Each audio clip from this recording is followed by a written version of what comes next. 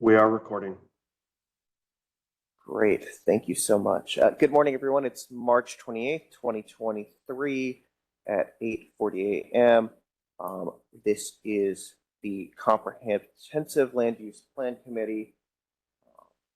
I'm calling this meeting to order. We have a quorum. Mr. Price, can we start with a quick roll call? Brent Rubin.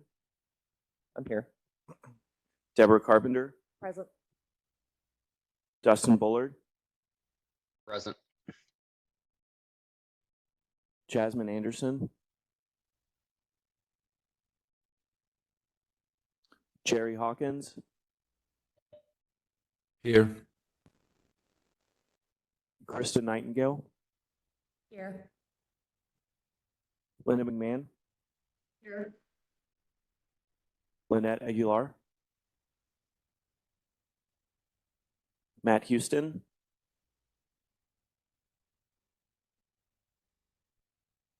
Peter Goldstein. Here.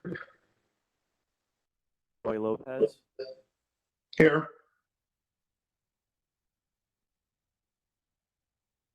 All right. Great. Thank you so much, Mr. Price. Let's hop out of order real quick here and take care of the minutes. Does anyone have a motion to approve the minutes? So moved. Great. Do we have a second?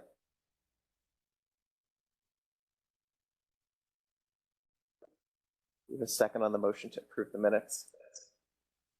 Second. Great. Thank you, Mr. Goldstein. We have a motion by Vice Chair Carpenter to approve the minutes, seconded by Mr. Goldstein. Any discussion? Seeing none. All in favor say aye. Aye. Aye. Any opposed? Nay. The motion carries. All right, let's move into our first item of business, the Forward Dallas plate type map working session number 1. All right, good morning. Thank you all for joining, those for online and in person. So today we are going to have our first work session regarding the place type descriptions and developing of the place type map. So just want to make sure that everybody can see my screen. Okay, cool. So what we're going to do, again, just a quick overview. Our purpose today is just a work session for staff to provide updates to the committee in terms of stakeholder feedback, what we've heard since we last met on Valentine's Day, and then provide feedback and development of the place type descriptions through our work session. I'm going to actually jump into the project update. So there's kind of two things I want to touch on for this first section. One, community engagement, the feedback, how's the staff responded to the community's concerns and their input. And then also want to delve into some discussion about how we're going to be meeting each month, talking about the frequency, and want to get initial kind of thoughts on that.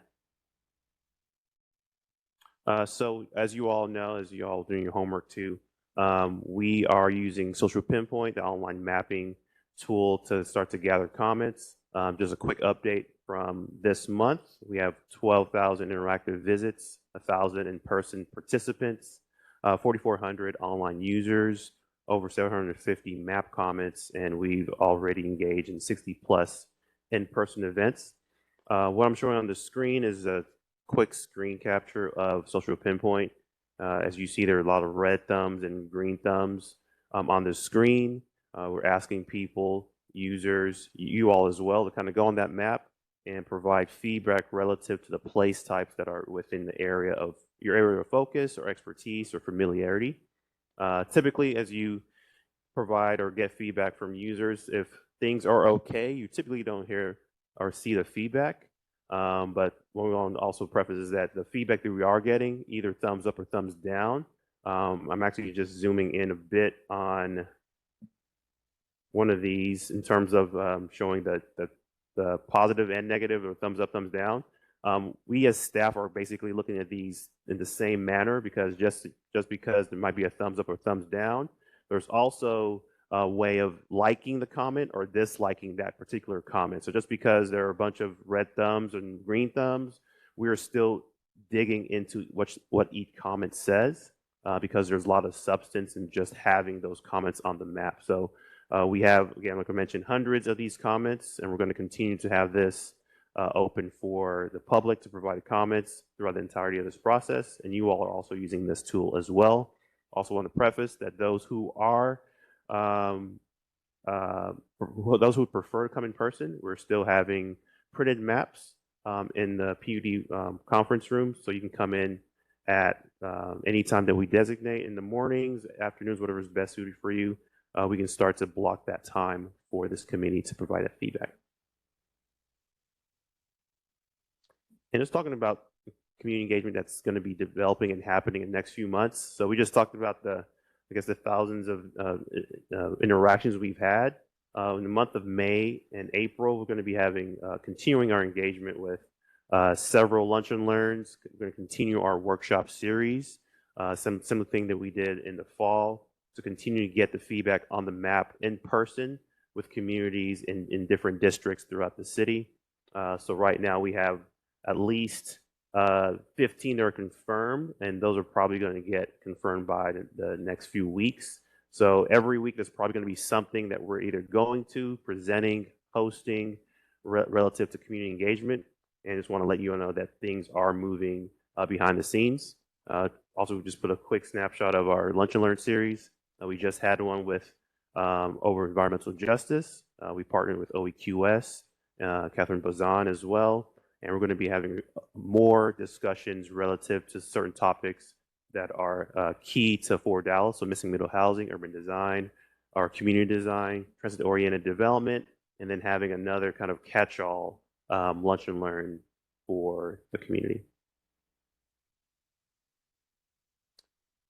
So what I wanted to kind of start our discussion with today, as we continue to get into the meat of these place types, what they are, what they say, where they're located, we're going to need this body to meet more frequently, kind of going back to the initial request that you all kind of proposed to staff, meeting twice a month.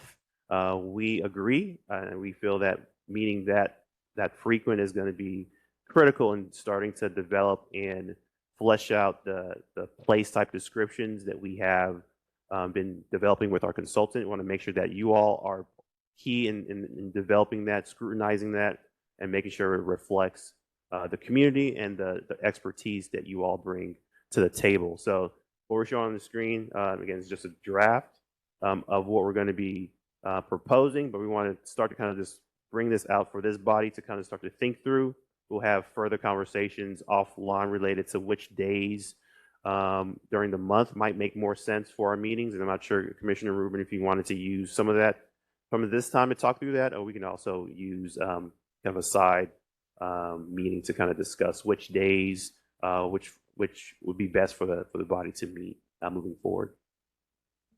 I mean, my understanding is that folks have generally made themselves available on the first and fourth Tuesday mornings, right?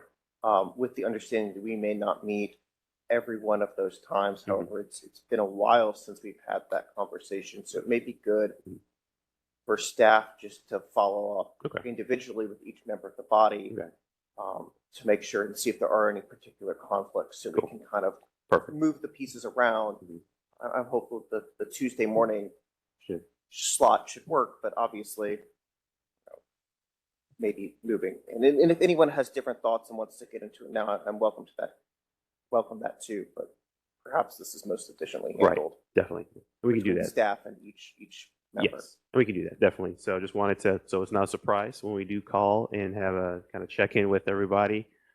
This is going to be something we're going to need from each member of this body, is just to kind of be kind of elbows deep into this conversation and developing these place types. So we will follow up with each member, but the idea is to have a kind of a draft product for the community to start to review and digest in the summertime. And the idea of that is during that period of time, it's probably going to be a 30 to 60 day period where the community is able to digest, read, provide questions, comments, and then we come back to this body, talk through those comments, and then probably develop a revised draft that reflects those comments, and then provide something for CPC to then basically take and look and provide their expertise into. So the idea is to have a draft plan in the summer, and then moving toward into late fall, have something to move over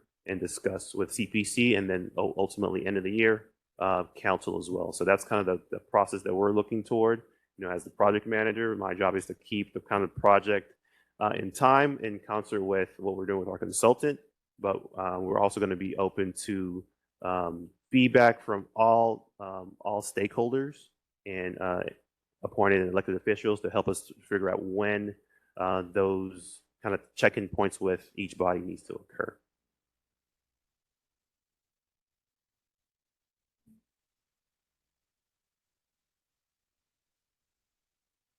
All right, so using a new tool, well, we used this before.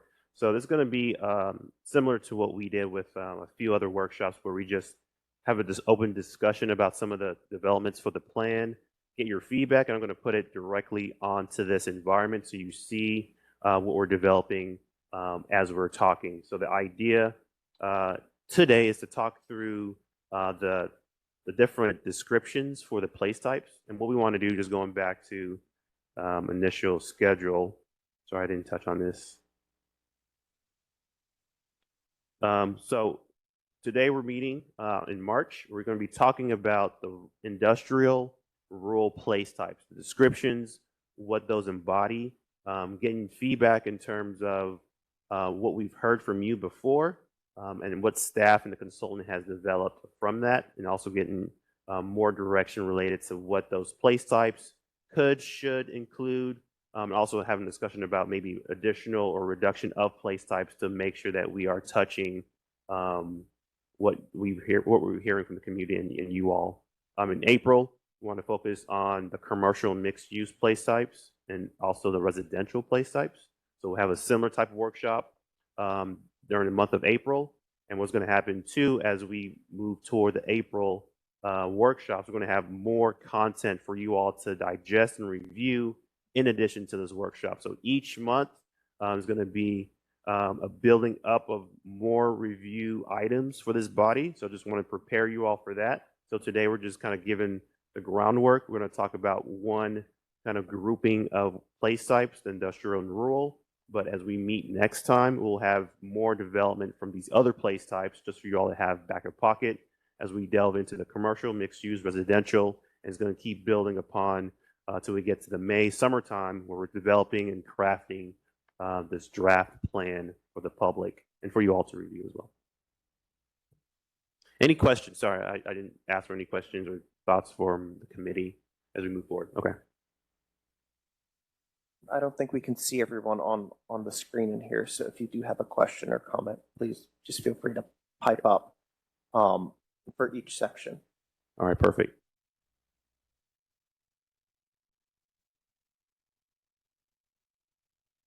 All right, so from last time we met, the flex industry, the industrial place types, that's been a place type that has had a lot of attention just in terms of what it's doing to address some of the land use inequities, environmental justice concerns that we see in the city. So what we have on the screen is a example layout, not intended for you all to read the text here, is an example layout of what the consultant has provided back to us in terms of fleshing out what this particular place type says. So initially when we had this place type, we talked just generally about the land uses that were part or are associated with this place type, very general descriptions. But what we want to show today and talk through is the development and the more substantive elements of these place types, specifically the flex industry, the responses that we've heard, the feedback that we've heard and the responses to that feedback, and then talking with you all to kind of see how that addresses the particular themes, the particular issues that have been brought up to our attention. So with the flex industry, as I'm going to zoom in a bit, again, not intended for you all to read anything. There are different components of each of the layout that we want to kind of touch on that each of these place types will be addressing as we flesh those out and we provide those to you. So a more elaborate description in terms of the flex industry place type where it's focused. So this one talks about its focus on employment opportunities, being a healthy environment in terms of where it's located, in terms of the application, where and how in the city this should be located. So as we were getting feedback from you all last time, I think what the big thing that we heard was not all these place types can address all the issues that we want to see, but I think it was important that we provided more substance to these place types. So one thing that was brought up was kind of how that these place types work with transitioning from place type to place type, or how different land uses transition amongst each other. So this one I'm going to read it real quickly. The location and treatment considerations are to better accommodate incompatible adjacent land use areas. Locate commercial and smaller office uses within edge zones to provide a gradual transition away from legacy industrial uses into surrounding residential and commercial areas. Secondly, consider implementation of eco districts along edges to establish a transition between industrial areas and adjacent stable residential neighborhoods, and ensure environmental justice considerations are integrated into all aspects of planning and development. So what we want to just highlight is that as we start to flesh out each of these kind of themes and buckets, the intent is that they're very specific in terms of how they're addressing some of those issues that we see. So the transitions, the place type should talk about how certain land uses transition to others, what should happen if it's close to a residential neighborhood. So that's what we want to start to unpack and show and talk through today.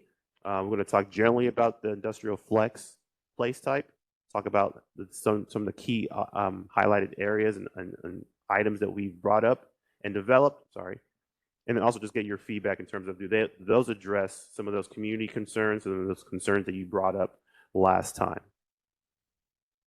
And Mr. Agu, one quick thought, since we've got at least a couple different industrial place types, it might help to go through each of them, Okay. so we can understand the full context before we comment Okay. on them. And for those who, just make sure everybody heard, we're going to go through all the industrial place types that exist, and then we'll kind of delve into this specific place type, which this has been the one that we've kind of fleshed out in detail.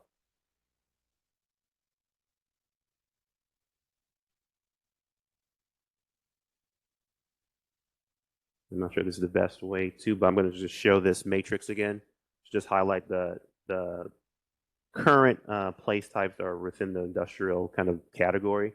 The items that are in pink, those are the ones that are kind of new, and then we start to kind of provide additional tweaks to, but we'll get to that later in this conversation. So the industrial hub, that is the one that's kind of focused on heavy industry and light industry. Those are the primary uses within that place type.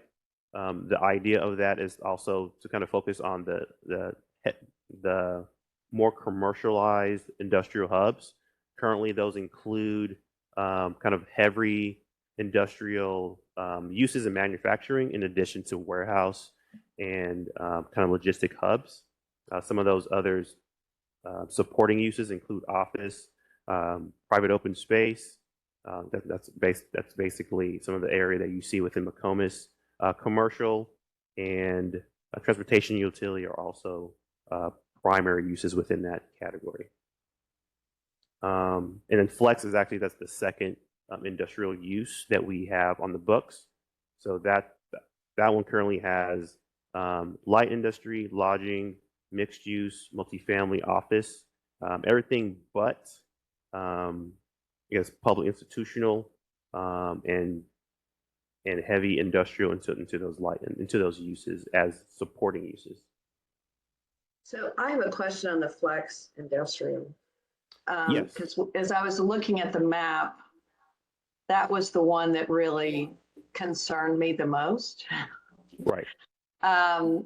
It seems with that mix of uses that they allow within that flex industrial, it just seems a little bit too broad, because the areas that concerned me when I was looking at the map was this was used in a lot of places on the Trinity River edges, which you know, I'm not sure if we are really, you know, trying to be true to what we're trying to do with the Trinity River, that makes sense, that that's a place type for that Right. around the Trinity River edges. You know, I can see it in other places, but having it be light industrial plus hotel, I mean, it just doesn't, Right. it didn't make sense to me. Right. No, I appreciate that too. And that's actually our jump into kind of the core of what we've been looking at as staff is that the current setup and the current description, it is too broad and it allows too much. It's kind of serving as this kind of placeholder.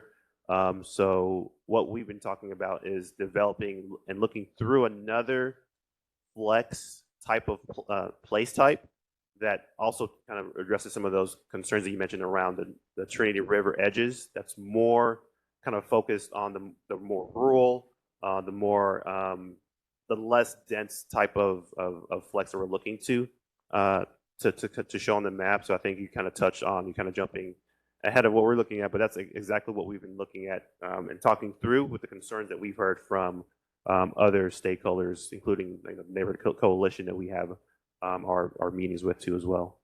It kind of to me, in looking at the map, and I still haven't done my work yet, but in looking at it, it kind of to me seemed like it was just a category that you used in a lot of places where you weren't really sure what you wanted to do.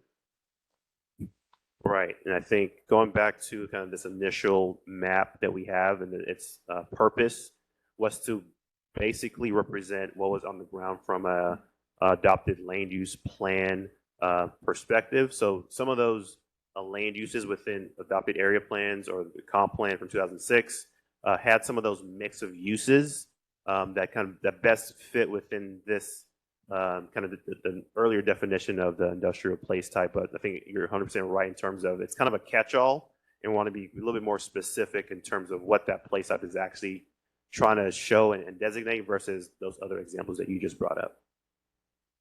So you're right on the money in terms of what we've analyzed and we're going to be discussing today.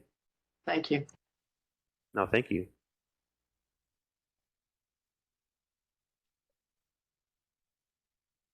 Any other comments related to that? I'm going to type that real quick.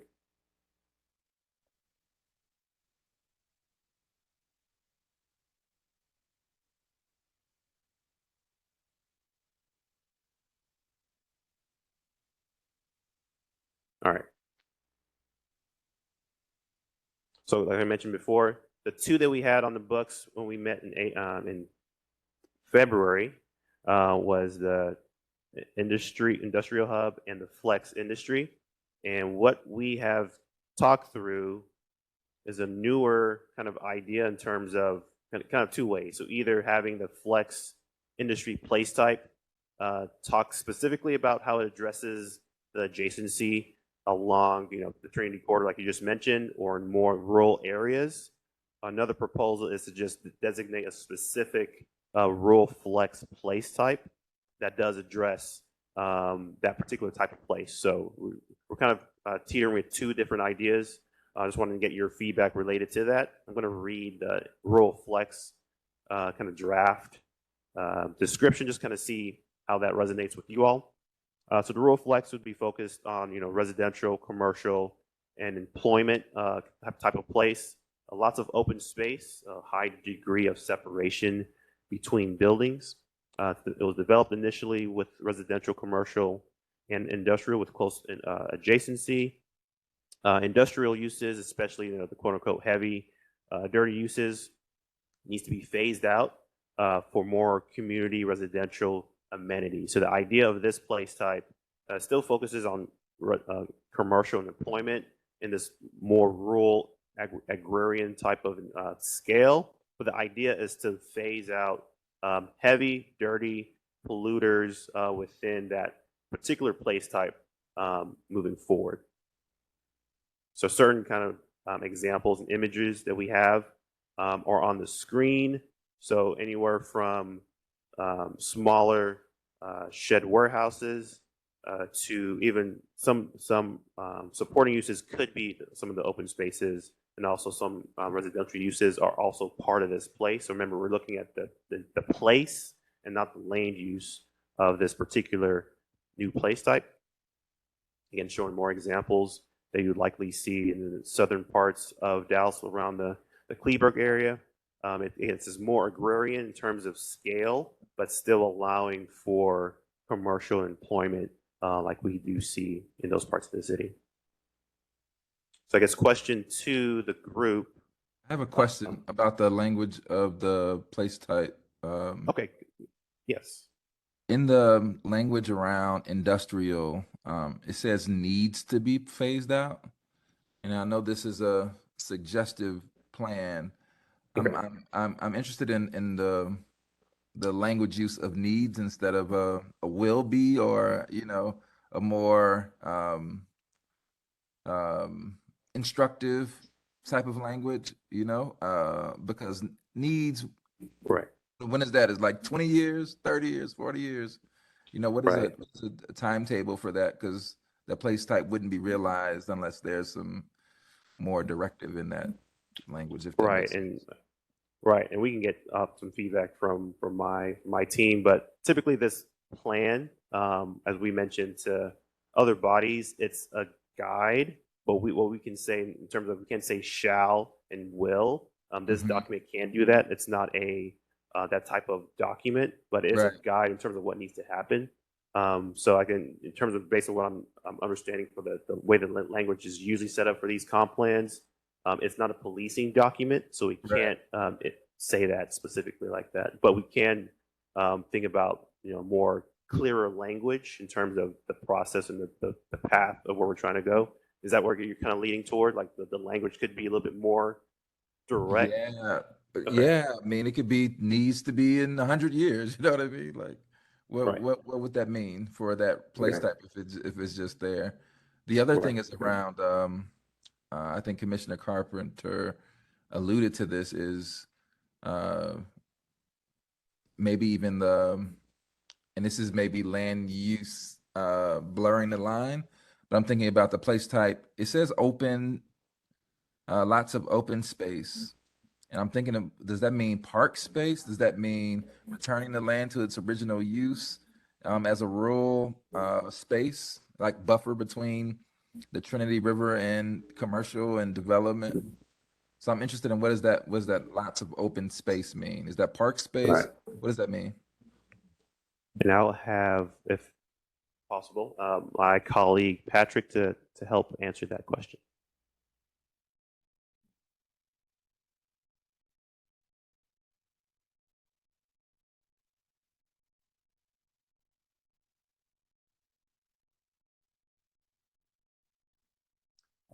Good morning. My name is Patrick Blades. I'm a senior planner with the City of Dallas. Mr. Hawkins, so that comment about, so first of all, yes, hear you on the that needs to go away can be a little bit vague.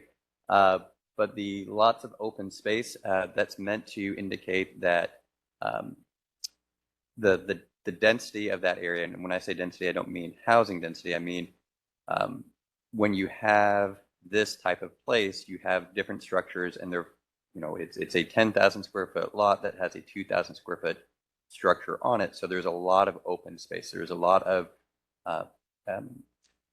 it's not a lot of paving. It's not a lot of development, or it's the sites have a more open space. So there's more pervious surfaces within this place type. So it's meant to be more of that, again, that rural feeling of a type of place where there is more, not necessarily a lot of parks or a lot of programmed open space, but there is more naturally occurring open space within the development of each one of those parcels and properties. So that naturally occurring open space makes a lot more sense than just open space, if that makes sense.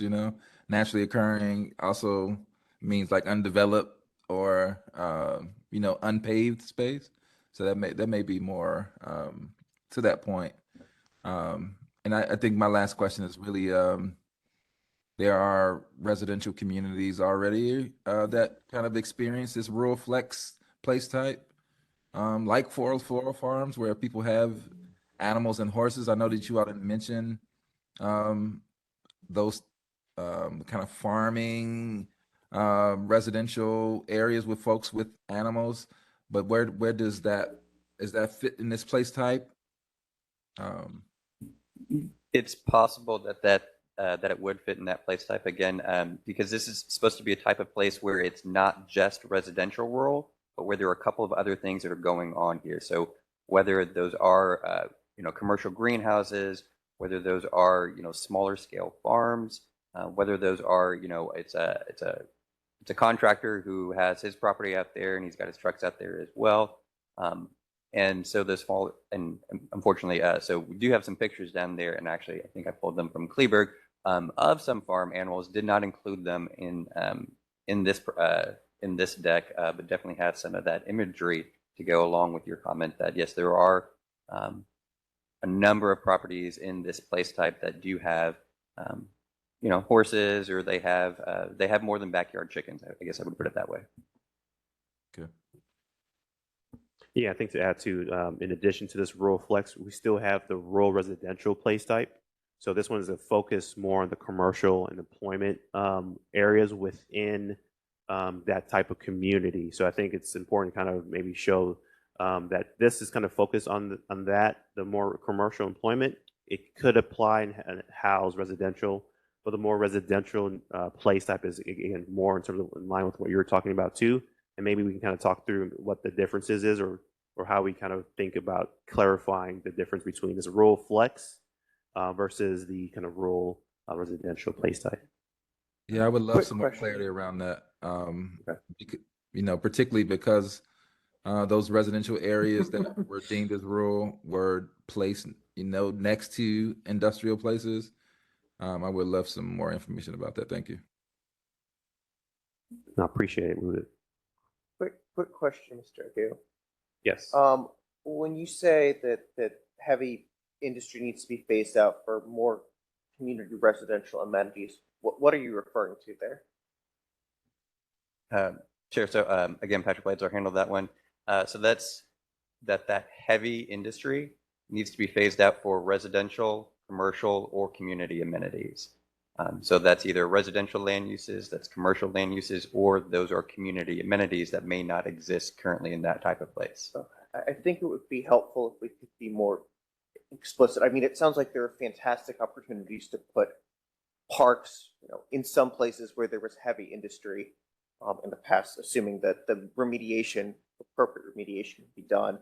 But it sounds like y'all are trying to do more than just residential community amenities in those areas, and I would say at least reference other compatible uses.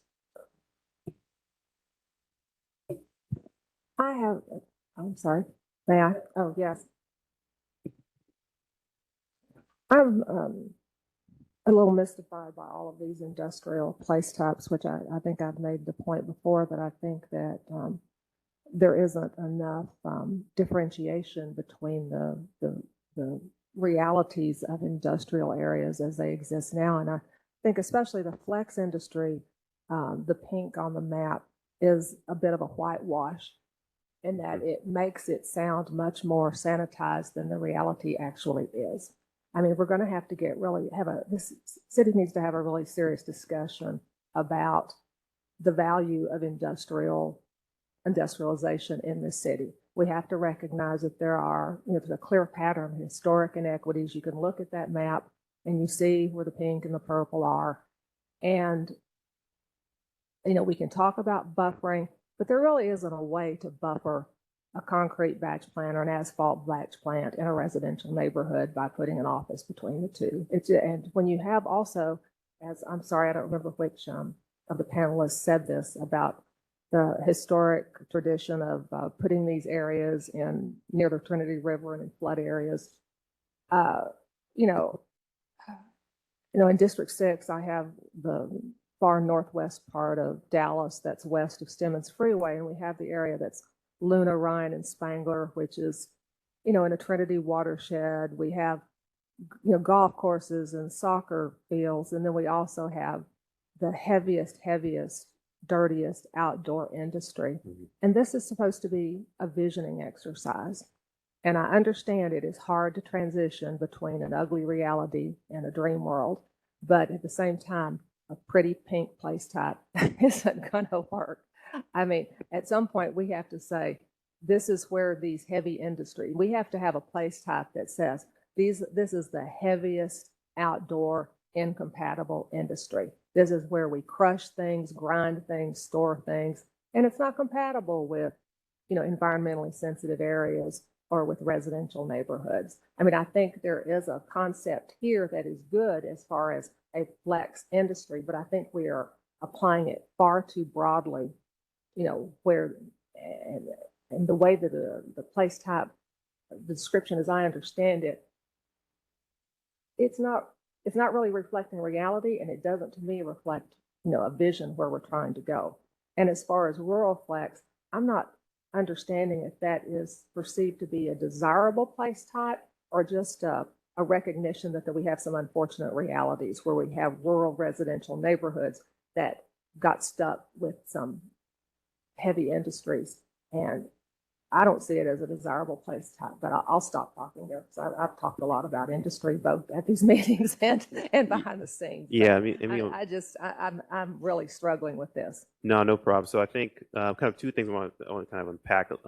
Mentioned a lot of really good feedback. So the map that we're looking at, the map that we have on Social Pinpoint versus the descriptions of the flex industry on the screen, this particular place type and that map, those need to be updated to kind of show the land uses, the adjacencies that you just mentioned.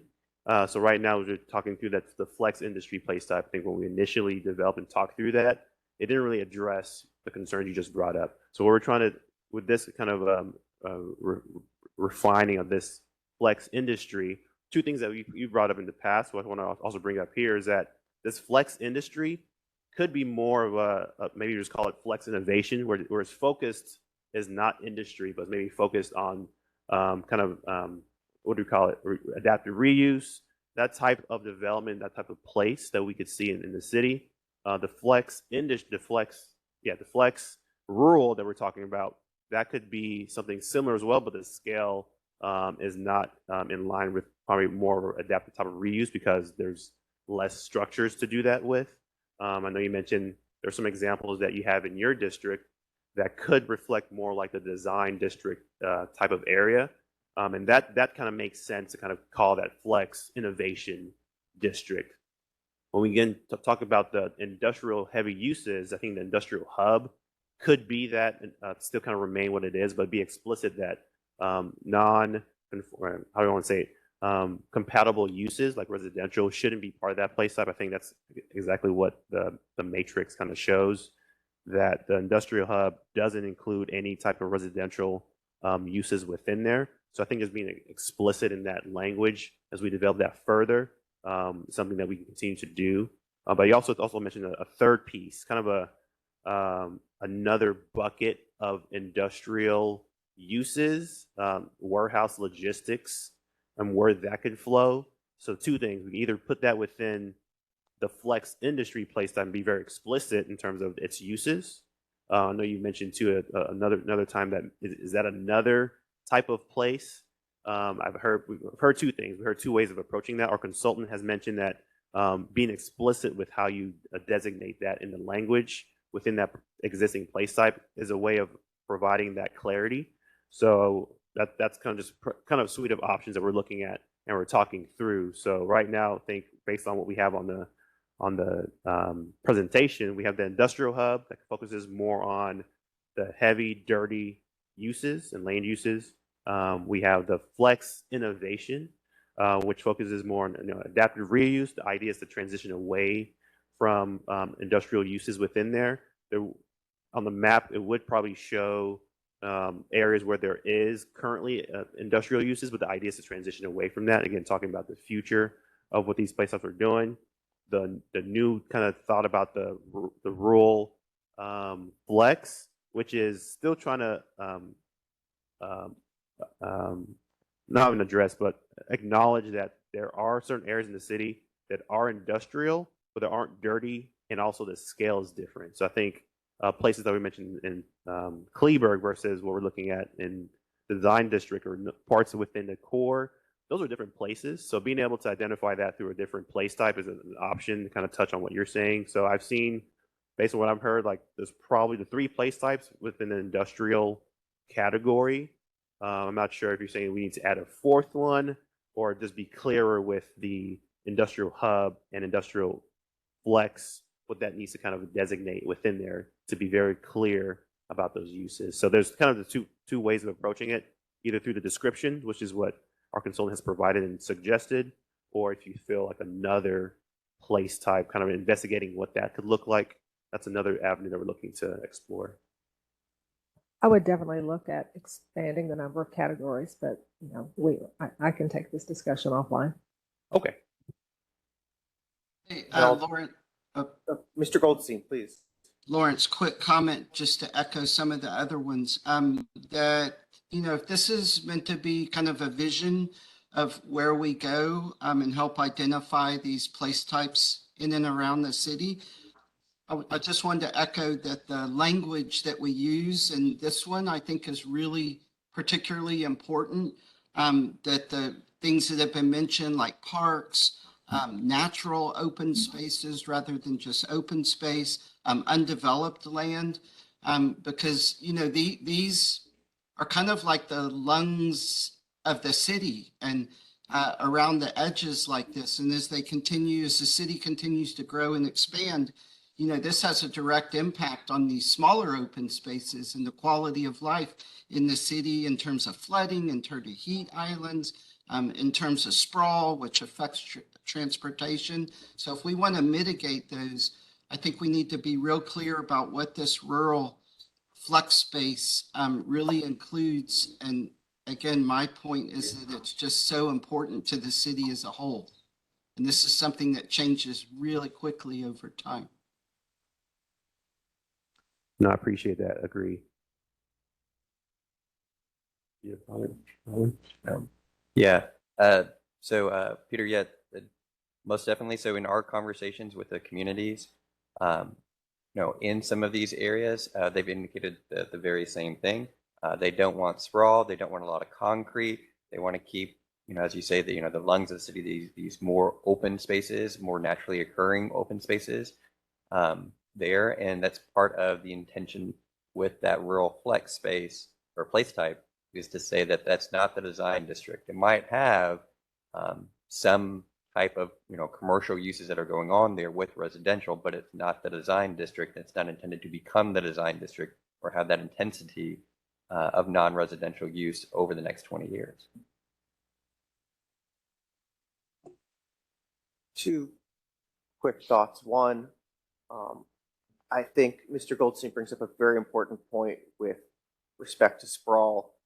And if we are to be thinking about this rural flex place type and other rural flex place types and other rural place types, I think it's important that we acknowledge the potential for sprawl in these areas and how they fit in with development throughout the city. And if we're saying that certain development may not be appropriate in this area, one justification for limiting development in this area is the fact that it would be sprawl and it would be more appropriate for other parts of the city potentially. The other thing that I wanted to hit on, and I think several other speakers have hit on this, and I probably mentioned this at past meetings too, is I'm still really struggling with that industrial hub place type, because there is a pretty broad spectrum of uses that we envision there. And there's a significant difference between light industrial warehouse on one hand and heavy industry on the other hand. And we're going to have some challenging conversations about where we allow heavy industry in the city.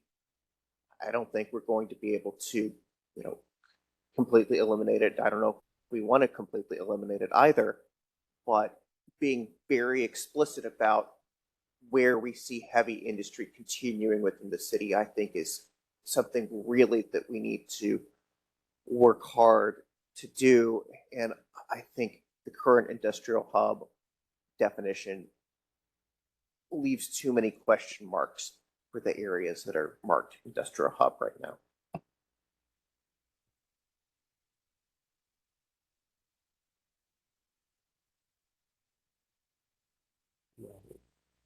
So I think one thing we're actually talking about too is with that industrial hub. I think we touched on this with a few commissioners. Is the idea of possibly looking at kind of the two different buckets of what those could represent. You know, again, we mentioned like logistics, manufacturing, and maybe those heavy, more kind of quote unquote dirty uses.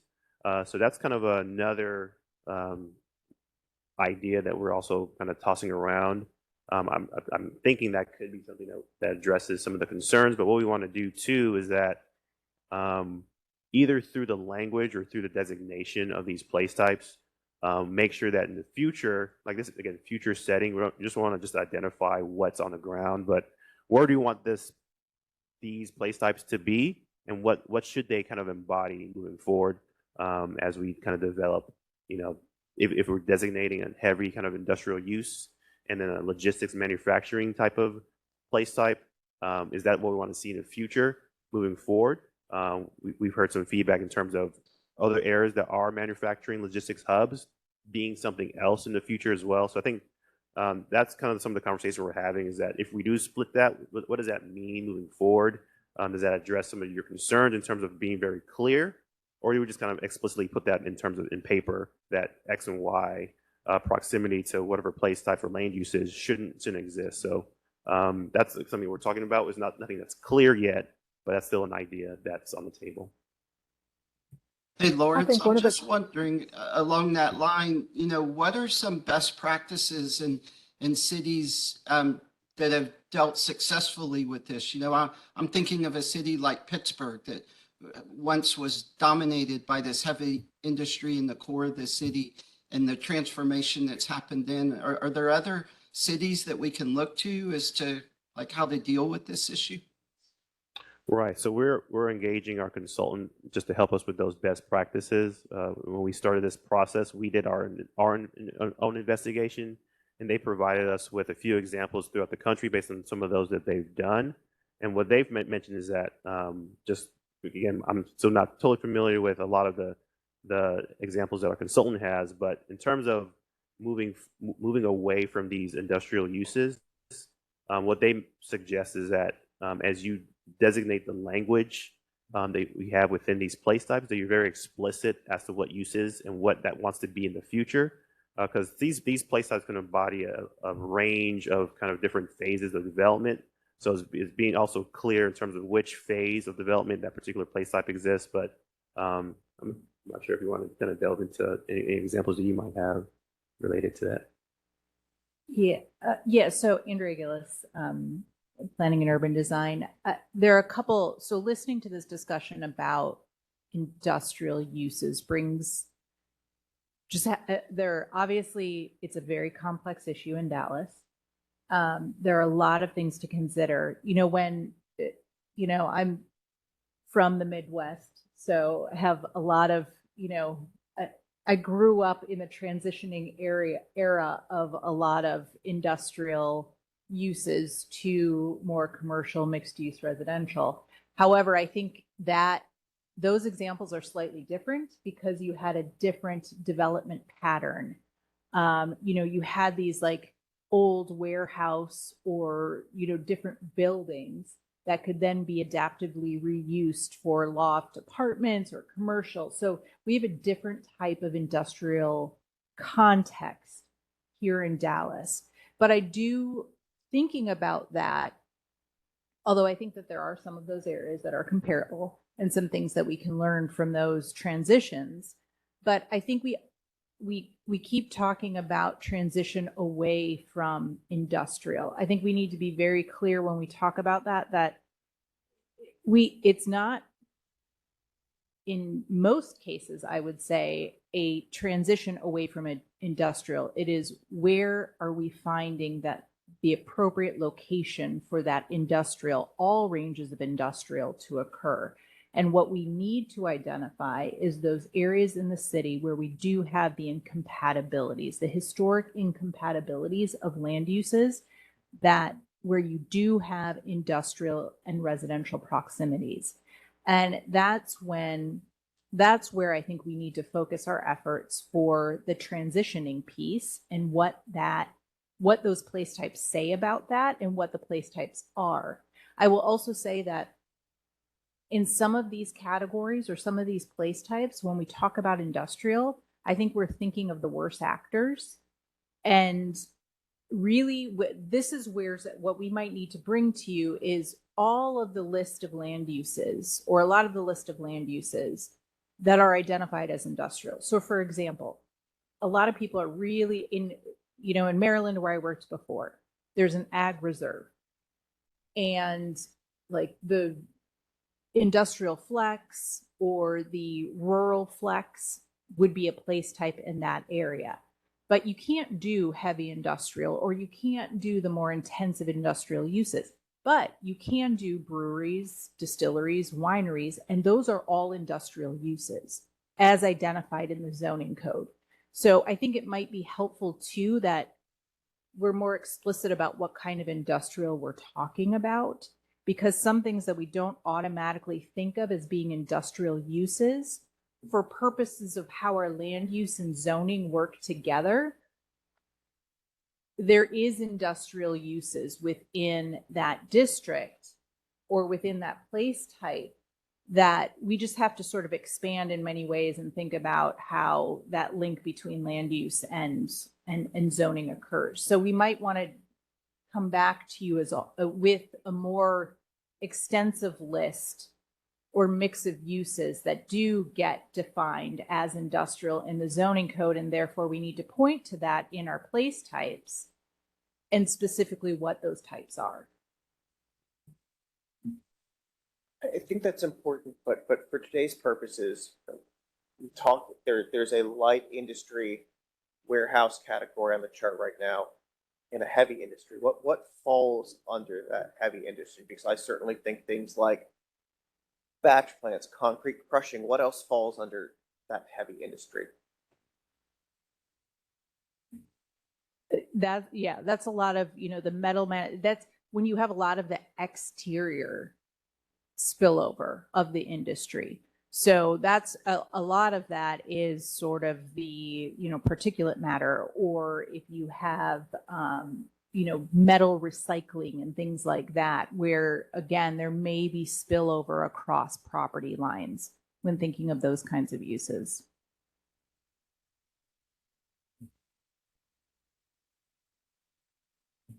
I think it's Brian. Let me know who has their hands raised on the WebEx. Mr. Hawkins. I think Mr. Lopez was before me, so I'm gonna let him go first. Thank you, Mr. Commissioner Lopez? Hawkins. Thank you, Commissioner Rubin. Just two quick points I wanted to make.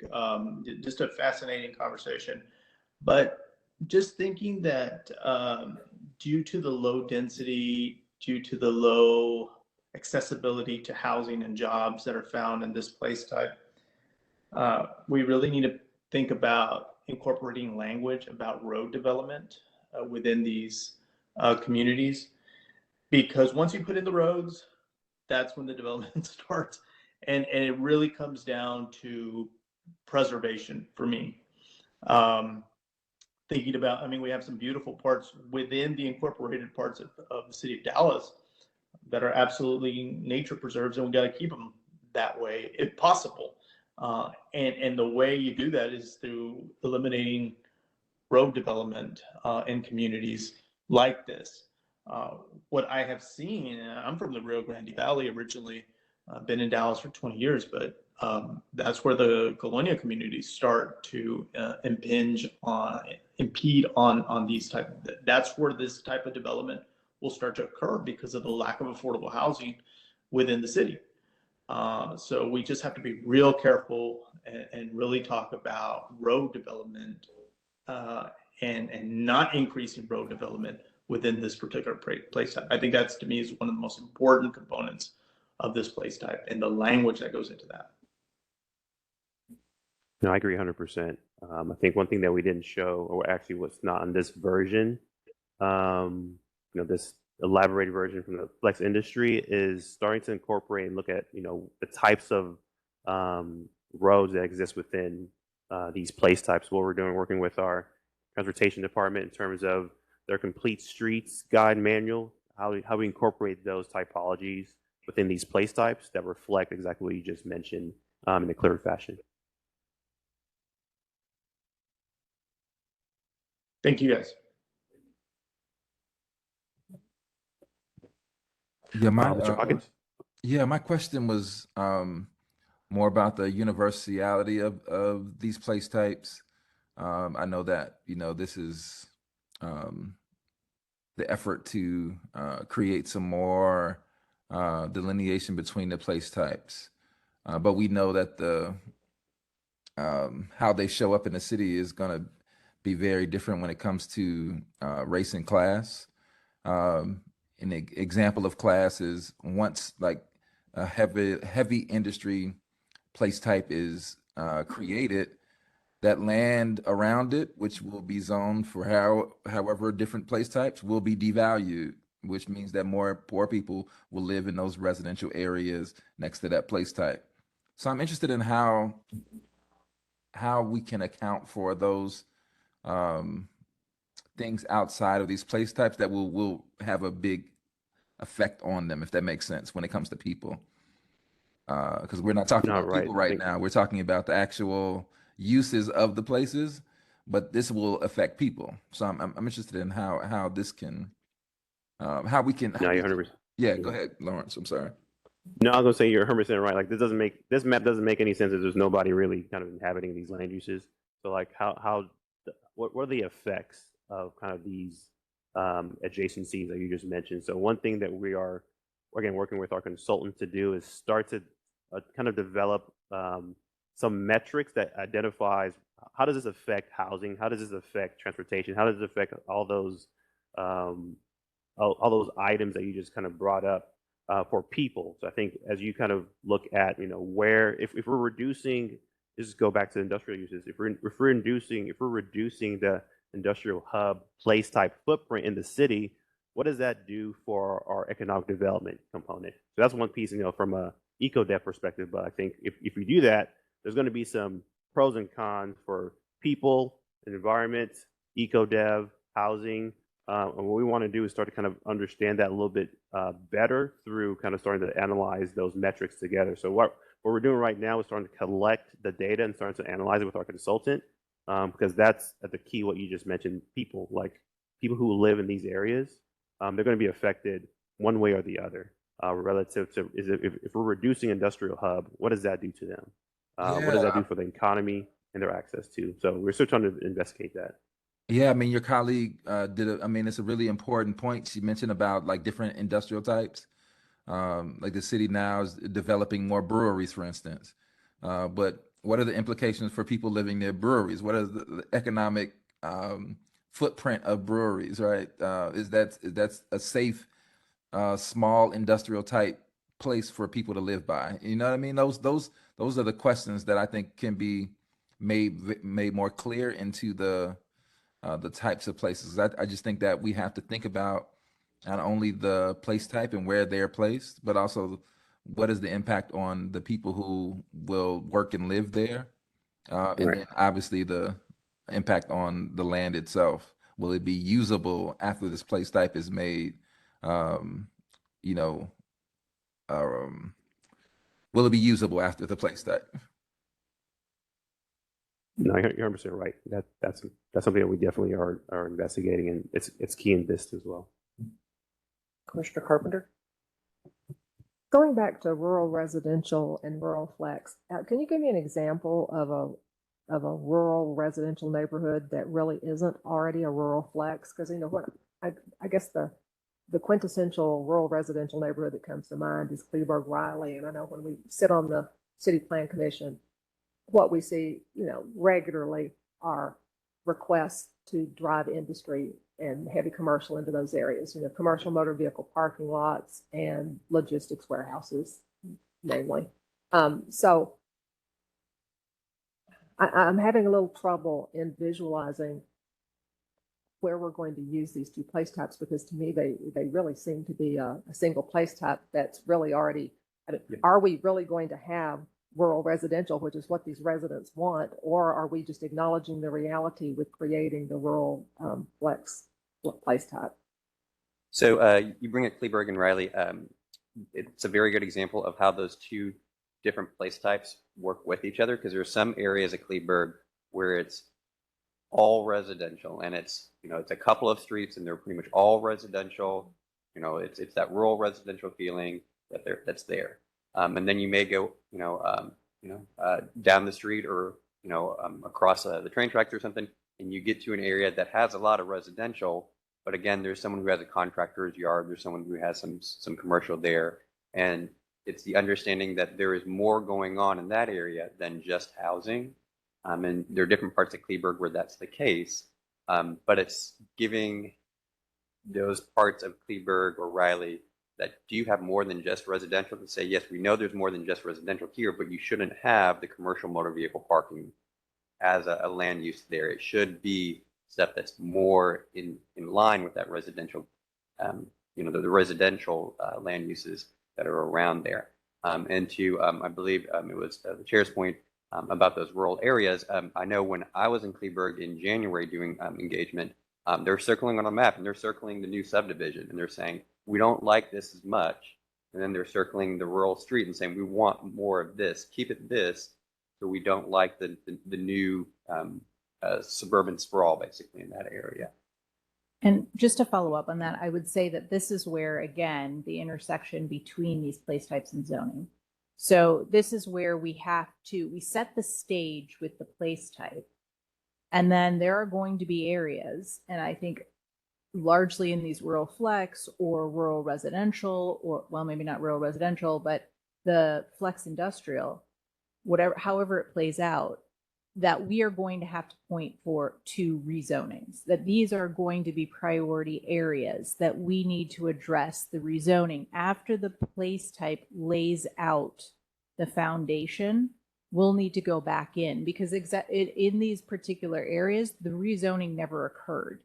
So we just sort of got either through annexation or over the years of cumulative zoning, we never went back in and did the rezoning to organize the location of where a little bit more residential intensity should be versus where the very large lot rural living situation should be, or where those commercial uses should be. So I think that's really important to remember too, that we have these are some of the key areas where zoning gets linked to the land use and what we're saying about it.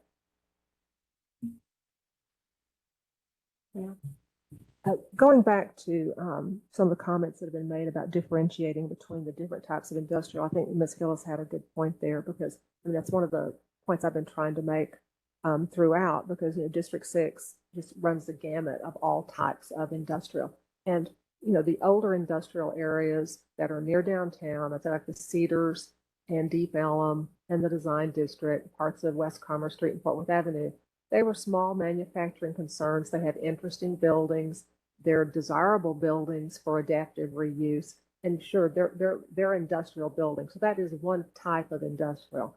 And the point I've been trying to make throughout is that the two industrial place types that we have just don't make these distinctions, because those types of, that kind of built environment is already rapidly transitioning to desirable mixed use. I mean, they leave some of the compatible. There's industrial that is compatible with mixed use and residential. But if we're going to talk about buckets of uses that can go into each, we need to be honest that there needs to be an industrial category that really isn't compatible with much of anything else. If you have heavy salvage operations, smokestack industries, that sort of thing, and I'm just thinking we're blurring it too much with the categories that we have now. And as far as, to me, I mean, it's clear in my mind that the warehouse logistics, the inland port type development is a very distinct development that can kind of transition, I suppose, into this kind of rural flex. But it requires, definite infrastructure considerations as far as with roads and traffic management, that sort of thing. That's a unique, situation. We have industrial parks that are very self-contained. They don't really have interesting architecture. They're not going to be, nobody's going to live there or put an entertainment destination there. And then we have, say, let's see, think of an area that's familiar to people. Say Irving Boulevard west of the design district, where we have the new Pinnacle Park, the Pinnacle, the old that the biosciences mixed use project that's happening. The community brewery is there. Once you get past Westmoreland, then it's heavy industry in that they're big plants. They don't have interesting architecture. They're not ever going to be mixed use, but at the same time, they don't have the heavy Prussian, whatever. So, I mean, I see some interest in, some entertainment venues, that sort of thing. So, I mean, there's just such a variety. And I just think that these two categories that we have now are just not making the distinctions that we need to acknowledge, what's realistic. Because, industrial hub, if you're talking about the dirty industries, nobody needs to live there. There's no lodging. There's no, I mean, really nothing. I mean, maybe put some warehouses on the corners or something, but that's the point I've been trying to make throughout. Thank you. No, thank you so much. Oh, Mr. Goldstein. I was just going to say that I think for this discussion, that it's important that we not only talk about the use, but the existing conditions, and be explicit about what those are to help define it.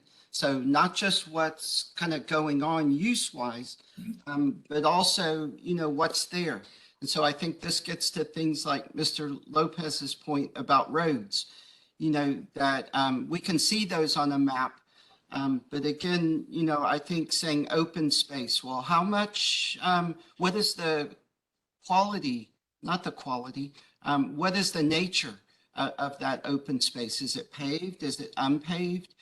So that we can clearly define not just the use that's going on the land, but what are the physical characteristics of that land, particularly, if we want to maintain those characteristics. So the use could change actually, but we might want to maintain the physical characteristics of the land.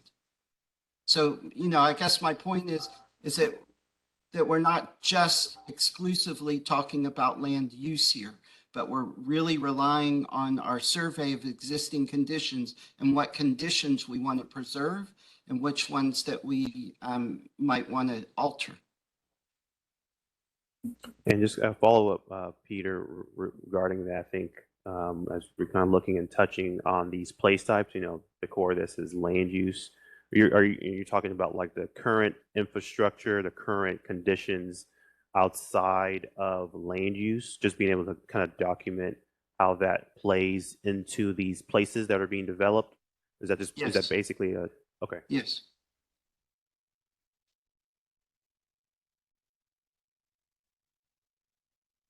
Mr. Q, I know we've jumped in with quite a few comments. Is there other portions of your presentation that you need to work through? Or you pretty much? We actually are talking about everything that we're going to be talking today. So this is actually kind of more organic, but we're touching on everything that I was going to try to structurally do it through. So this is perfect actually. And just remind me if there's anybody else on the call with hands raised. I can't see everybody. Oh, Dustin. Go ahead. Just. Thanks, Lawrence. I think we've had a really healthy discussion here, and I think both Commissioner Carpenter, I think it was Ms. Carpenter, but anyway, I think it would be really helpful to see and really laser focus in on this industrial component. I think that's kind of the biggest pinch point and pain point that I see moving forward for the city, and really helping to change some inequities over and just poor planning over the years within the city. So I think seeing where we already allow those uses or where those uses are in conflict with adjacencies could be really helpful as we begin to look at how we can potentially heal those mistakes of the past, possibly. So that would be really helpful for me to see that. I think as far as this notion of flex industry, I think we've had a really good, healthy discussion on that. I think that category certainly needs more refinement. I think possibly a completely different name change, because I don't think, as I've listened to staff and fellow committee members, that it's really yes, a brewery is light industrial. There may be other zoning classifications there, but I think hearing industry leads a person to believe or think something very different. I also think it's interesting in your matrix, there is no primary land use bubble within there. So to me, this is a category that is looking for meaning. What do you want this to be? And I think Mr. Goldstein had a good idea here. Can you have a matrix that says just because a place is this today doesn't mean that's going to be its place tomorrow?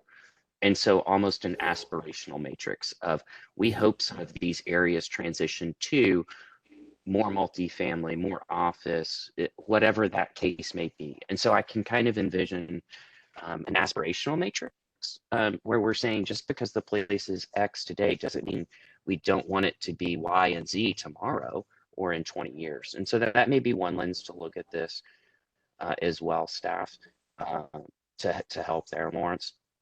But I do think the flex industry, as envisioned today, really scares me because I think it kind of allows everything with very little direction. And again, I understand this is a very early document, but those were some initial early thoughts. I think my fellow committee members, everyone that's spoken today, has had really good input for you all. And I think you all have done a good job, but I do think we've got to really have some hard discussions on this heavy industrial. And maybe that's its own category. I don't know what that looks like, but I do think that's really important to get right. But again, the aspirational nature could also help address some of these concerns around rural flex and rural residential zones.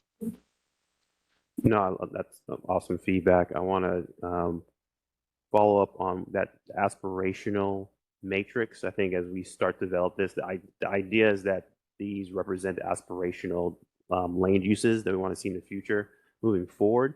I think what you're saying is that these don't really lend or show that. So as we start to kind of refine and update this matrix to be more aspirational, just want to make sure in terms of how we update this one that's on the screen, what I guess specific items or things do you think could kind of help to identify and show that more aspirational side of what we're looking to do? It may end up being, thank you. It may end up being in some of your descriptions. And I know that, and I think you mentioned that there's some incongruencies between what's on the website and the matrix. But when I look at flex industry and innovation on the hyperlink here on pages 22, at least on what I'm looking at, 22 through something, it's saying like the design district is an example of flex industry. Okay, that's what it is today. What do you want it to be in the future? Are we interested in having more hotel? Are we interested in having greater density? And so I don't think that there's enough, as I read these, I don't think there's enough kind of background to say, here's a space today. We think it would be better suited, whether it's because of roadway or freeway adjacency or existing uses. We think it would be a healthier place if we increased or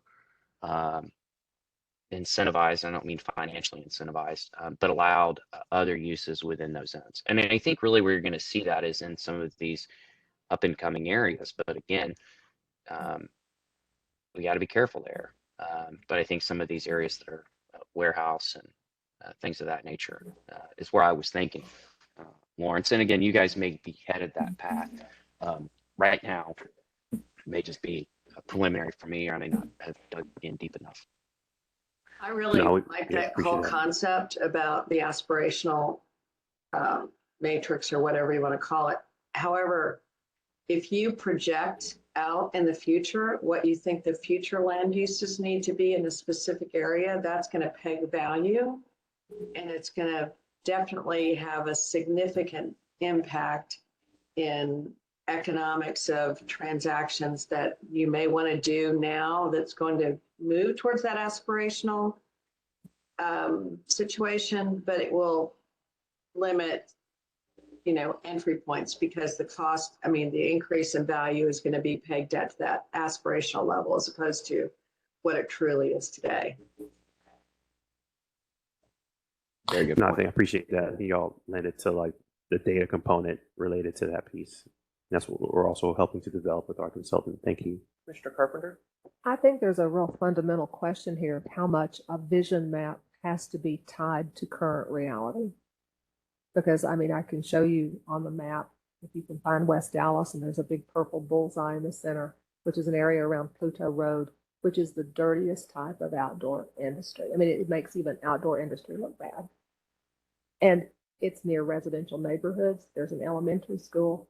There's no way that that area should be anywhere near, it shouldn't be industrial at all, not any place type residential, industrial. So I guess I'm asking from your planner's point of view, how much are you taking into consideration what's currently there as opposed to what the vision, what it should be, or what the pattern may be over the future? Because in West Dallas, it's clear that we're marching from east to west, redeveloping away from industrial. So I guess that's my, and also, do we have any realistic expectation that any industrial place types are going to pop up on this map at the end of a visioning process that aren't already industrial? To answer your last question, I don't think so, because I think we have enough locations. We have enough existing or already planned locations that I don't think we need to come up with new ones. But is there not a problem there with the historic pattern of packing these in? Well, that's the thing. Right. That's the aspirational visionary part of this, that it is, it's sort of managed aspiration, right? There is, through this future land use, again, you are thinking, what is your ideal case scenario for X area or for X place? So if we, through the analysis, through these discussions, through what we know over the course of the past however many decades, that there is an area that needs to transition and we need to help point to that transition, we can do that. That's what is beneficial about this. One of the primary benefits of this place type map is to point to that shift and be very clear about it. That, okay, we may have had heavy industrial in the past, we may have had adjacency issues, but moving forward, as development comes in or as things move in and move out, we do not want this because we want it to shift to this type of place. There may be, so I guess your question about if we shrink some of those areas for industrial, do we need to think about other areas in the city where industrial could be accommodated? That is a good question. I'm still inclined to think that we have enough of those areas already identified in the city that are not doubling down on the historic inequities, and they're not next to residential. But that is something that we should look at.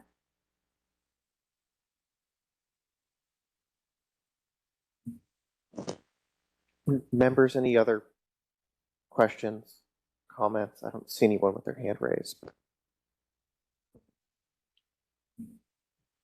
All right. Thank you all so much. So again, incredible conversation. I think this is more than I could have asked for related to what we talked about. I think kind of talking through the industrial place type, I think next time we meet, probably going to continue that conversation.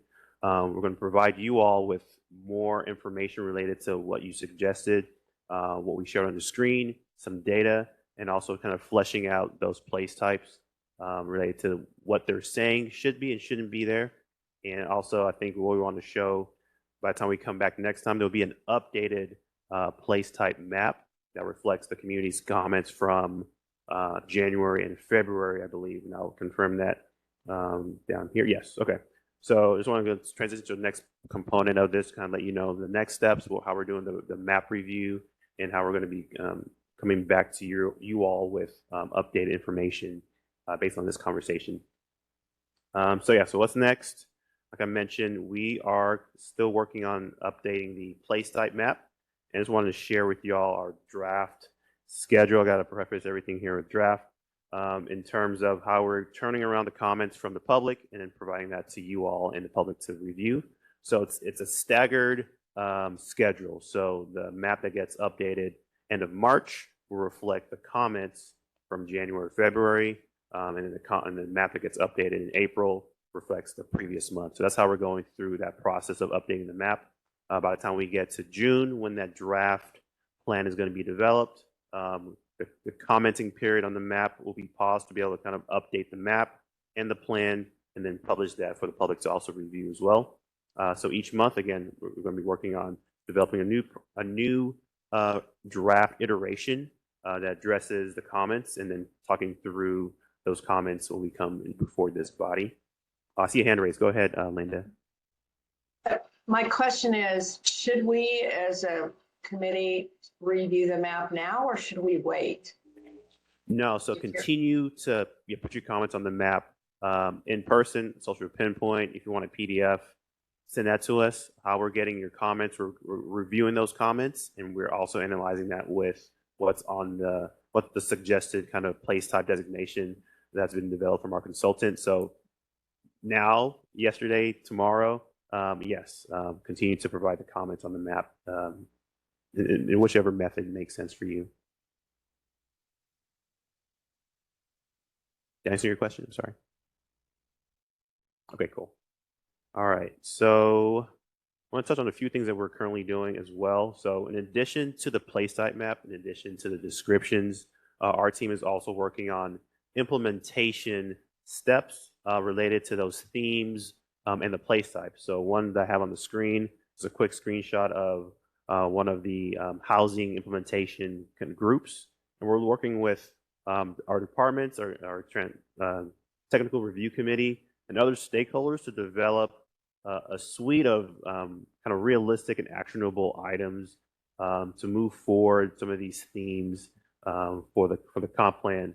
And we're going to be doing, as we come before you all, as we flesh these out, we're going to be not just providing updates on the map, updates on language, but updates in terms of how these implementation steps and action items are being developed too. So like I mentioned before, you're all going to be getting a lot of homework each time. So please don't delay your homework before you come to this meeting. There's going to be more that we give you all to kind of develop and continue to process as we move forward. So just want to let you all know that there's a lot of other development happening behind the scenes, and you all will be key in helping us to move that forward as we provide those comments to you. So again, call to action, like we just mentioned, continue working on the draft map online, in person. If you need to come into the office, we are willing to print the map and have you all just reserve time to kind of just investigate and look at the map in person. If you want a PDF, if that works too, we can also send that to you as well. Continue just to help our team think through possible barriers for implementation. So as we start to provide those more refined documents to you all during the next upcoming meetings, this is going to be a key piece to kind of think through from your lenses and your areas of expertise. What barriers of can you possibly see from implementation perspective? So we're going to be also having some specific questions coming up with the next few rounds of meetings to help us as staff think through your expertise and what you're providing to this committee. And then thirdly, just continue helping promote this plan through your networks, speak about the importance of it in developing a future land use map. We actually talked about a lot of that just during the call. Please continue just to reach out to us as PUD staff in terms of what we need to provide you all to share with your networks.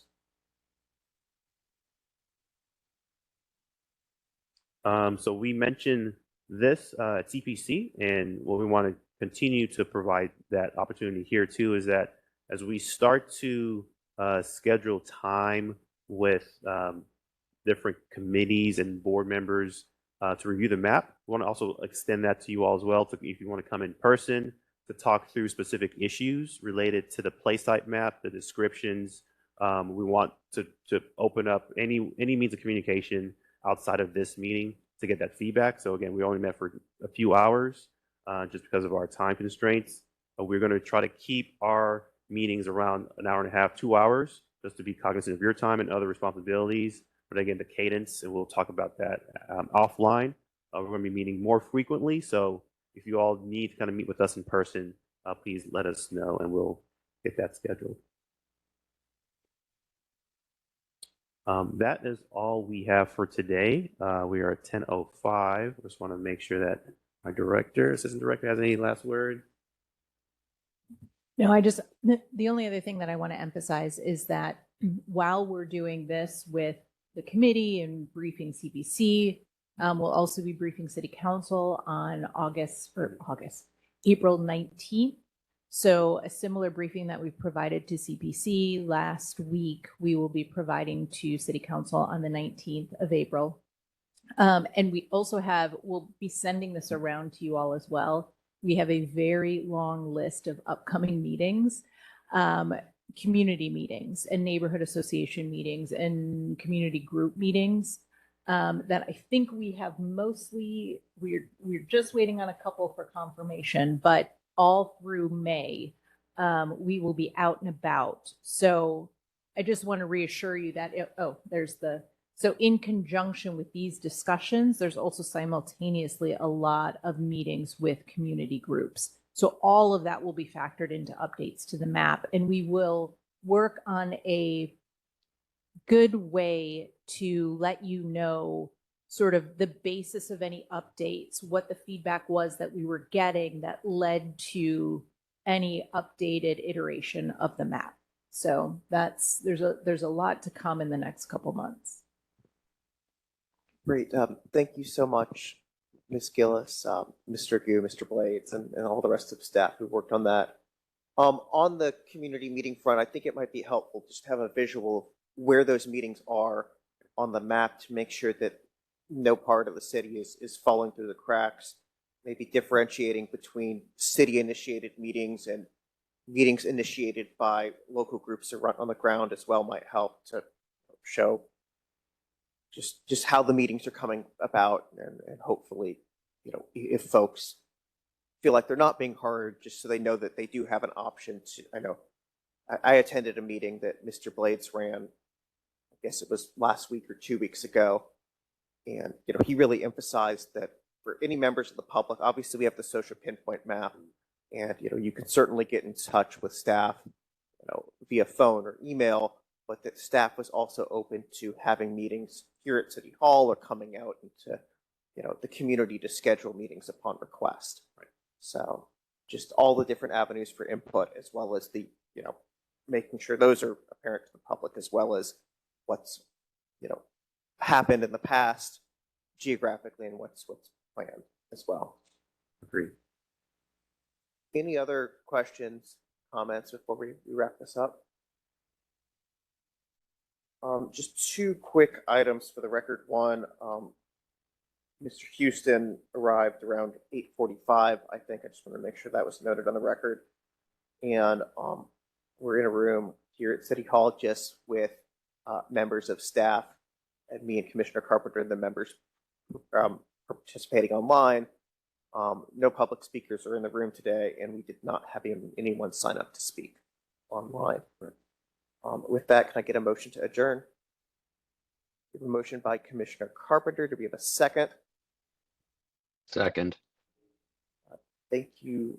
I'm not sure who that was. Was that Mr. Bullard? Mr. Bullard. Great. Thank you for your second. Any discussion? Seeing none. All in favor, say aye. Aye. Aye. Any opposed? Nay. It is 10:09 a.m. and we are adjourned. Thank you. Thank you, everybody.